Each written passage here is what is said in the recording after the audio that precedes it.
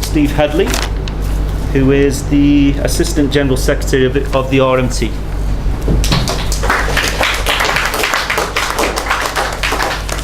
Thanks very much for the invite to speak here tonight at the TUSC meeting. But what a state the country's in. Just today, you see again the effect of this bedroom tax on those people that are dependent on the taxpayers' money, have to have another child, so they don't get charged for the bedrooms. It's absolutely appalling, and even the Queen's affected in the royal family, the country's going to rack and ruin.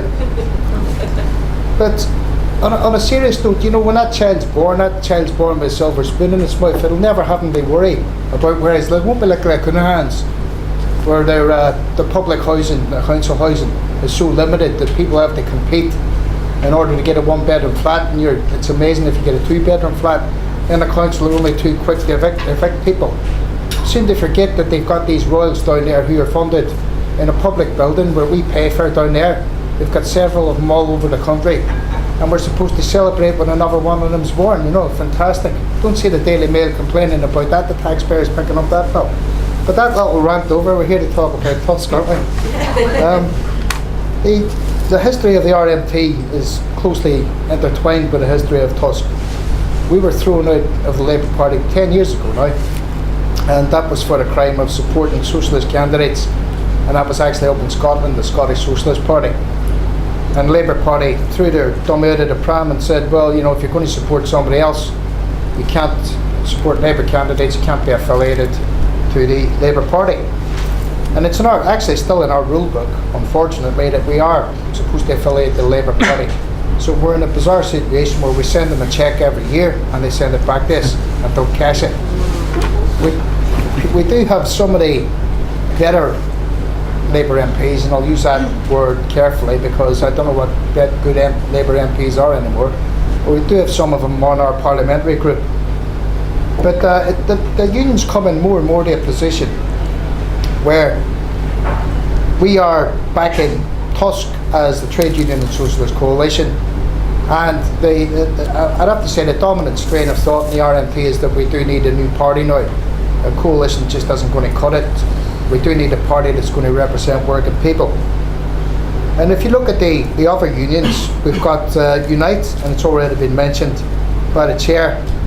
Unite had a strategy, and maybe they had to go through the process. They had to try to fight within the Labour Party, try to get working class candidates elected. And what Miliband did, it wasn't just a message for the trade unions and the working people. It was a message to the ruling class in this country and the capitalist class. But actually, don't worry about me. I might have been known as Red Ed, but I'm actually a safe pair of hands. I'm not going to rock the boat.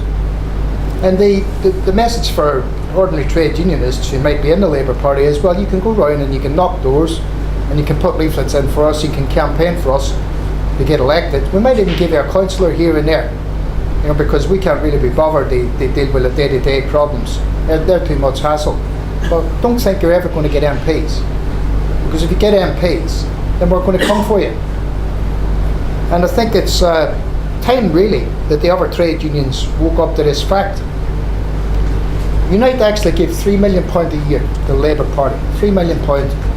The GMB gave $1 million. Unison must give $3 million because they're around the same size as Unite. So we're talking about, with all the trade unions together, I'd say about £10 million easily going into the coffers of the Labour Party. And that would sort of be understandable if the Labour Party had have said, well, we're going to get in, we're going to reverse these austerity cuts, we're going to do something for working class people, we're going to start building council houses, we're going to we're going to make sure that the NHS remains a public service, we're going to reverse the cuts that the Tories have brought in. But of course Miliband now, and his eagerness to get elected, has said that for the first 2 years of the Labour government, if one gets elected, then he's going to be bound by the Tory spending cuts and the Tory budget. Thank you, Jason. And a historic day indeed. Jason's bought me a drink. But the point of it is, you do get people still, and they go on about this link in the Labour Party. The Labour Party is different from any other capitalist party because it's got the link with the trade unions. Well, Miliband's about to smash that now, And I just wonder what excuse they're going to come up with next. Now, it used to be clause 4. It used to be, well, if they get rid of clause 4, it means the Labour Party is a socialist party. They'd say they fight for workers. Well, they've got rid of that. The anti-trade union laws still there. Never repealed one of them. In fact, made it harder for people to go on strike and not easier. And now they're all hanging their hat on, well, we've got this link with the Labour Party because unions are affiliated. Well, Miliband's out to smash that. And the reasoning behind that, I really can't fathom. I mean, why somebody would, even Len McCluskey and Labour Party loyalists are saying, well, if you do away with a bloc affiliation, we don't think you'll even get 10% of members joining the Labour Party. And I'll have to say, that's reflected in our union. I don't think 10% or even 5% of people would give an individual sub to the Labour Party.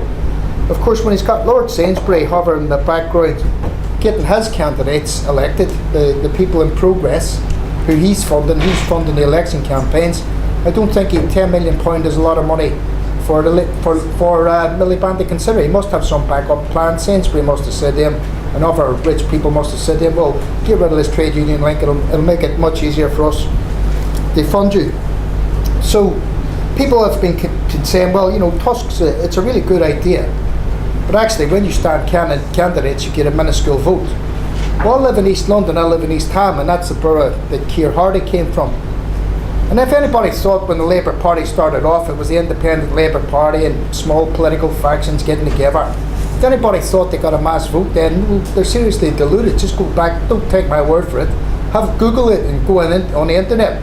Keir Hardie got a couple of hundred votes the first time he stood. He was chased out of the shipyards up in Glasgow because they said he was a splitter, because he'd split from a Liberal Party who the trade unions were actually affiliated to. So maybe things have come full circle again, and people have seen that they're not getting represented by Labour. And I hope that Falkirk actually marks a turning point, and it will be something that people look back to in years to come and say, well, that was the watershed. The strategy of entryism, of taking over the Labour Party from within, has failed. And we have to form a party that's actually going to represent working people. I think, if you see some of these trade union leaders, I seen poor old Billy Hayes. He was on Question Time at one of these late night shows, and he was on a panel with some sort of left-wing think tank, and the guy said to him, well, you've got no influence in the Labour Party anymore, have you? And poor Billy was in denial. You could see it in his face. It was as if somebody punched him or something, or slapped him across the face. He just didn't know what. And he was stuttering and mumbling and going, well, of course we do, of course we do. Well, show me. So, kindly, if anybody's supporting Labour in here, or if you vote Labour, show me where all this £10 million, during the period of opposition, during the period of government, during the period of opposition again, where has it paid off for working people? Where has it paid off? We've seen the Labour Party, they started privatising the NHS. They privatised the engineering functions on London Underground. They didn't renationalise the railway. All those popular things that they could have done, they didn't do. In fact, they carried on the privatisation process that Thatcher had started and brought it even further. So show me the value for money we're getting. People call me a dreamer. Well, I'm not a dreamer, I'm a realist. If I go to the shop with £10, I want to know what I'm getting for that £10. I'm not going to hand over £10 and keep handing over £10. It'd be like a lucky dip. Someday you might get something from a shopkeeper. I want to know exactly what I'm buying before I buy it. So of course then we've got the TUC, who are undeniably tied to the Labour Party. And if you look at them, Lord Bill Morris, Lord, what's his name? He's such an non-entity. Brendan somebody. What's his name again? Barber, that's right, yeah. They'd probably be better at giving haircuts, really, wouldn't they? But you look at these people, they're all rewarded for their services to capitalism. At the end of it, here, have a lordship, thanks very much. Now you've got old Frances O'Grady. Well, she spoke at Durham Miners' gig. She said, well, we've got to have unity. Well, I wonder if Frances had been around, would the Labour Party have ever been formed? If we had took that thing when people were saying we've got to have unity at any price, because we would all stay in the Liberal Party, wouldn't we? And you're a splitter if you break away with the Labour Party. Unity at any price? Well, we could all have unity. We could just do nothing. We'd all be united in stasis, in comatose. That's what we'd be. And we'd be in exactly the same position or worse position in 10 years' time. So the TUC really need to wake up, because people say, well, how come UKIP have grown massively? Well, UKIP actually struggled at the start. But the difference with UKIP and us is that the RMT is the only union that's sort of affiliated to TUSC. We haven't really got rid of the Labour link yet. But the fact of the matter is we've only got 80,000 members. And the difference between us and UKIP is we haven't got multi-million-pound backers throwing money in for leaflets and campaigns and people that go out, full-timers, to go around and knock on doors. That's the difference between us and UKIP. Of course, there is a slight ideological difference as well. You know, we're totally opposed to everything they do, perhaps with the exception of Europe, you know, but, and for different reasons even on there. But that's a difference. Now, if the trade unions actually took, you know, it's a bit like the emperor's new clothes. If the trade unions actually copped onto the fact that they were running around naked and the Labour Party weren't going to clothe them, and started throwing that £10 million in the forming a workers' party that's going to represent working class people, that would be the time when TUSC would start delivering masses and masses of votes. And when we were thrown out of the Labour Party, we were sort of the outcasts, you know, the lepers of the movement. Then you had the Fire Brigade Union, and then you had the POA. I don't know what their links are, but they're certainly not happy with the Labour Party.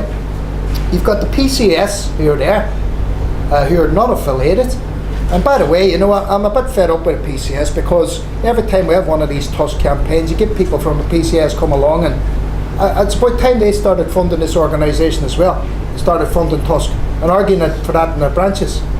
And then for any other union, I think the first part of this is they win the argument in your union branches, because there is still democracy in unions, despite the Labour Party's attempt to smash it and suppress it. There's still democracy in unions. If we can win over branches, if we can win over regions, then we can win over whole unions to support the TUSC.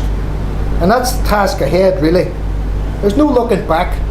The Labour Party have gone, they're unrecognisable. What they've done, middle class people have come in and they've smashed the working class traditions of a Labour Party, just the way some middle class people are coming in to try to smash the working class traditions of a trade union movement. The Labour Party's too far gone to worry about. We've got to protect our movement, the trade union movement, and back a party, not just by getting up here and spouting hot air, but we've got to back it financially, argue for every union to back it financially, to give working class people a voice.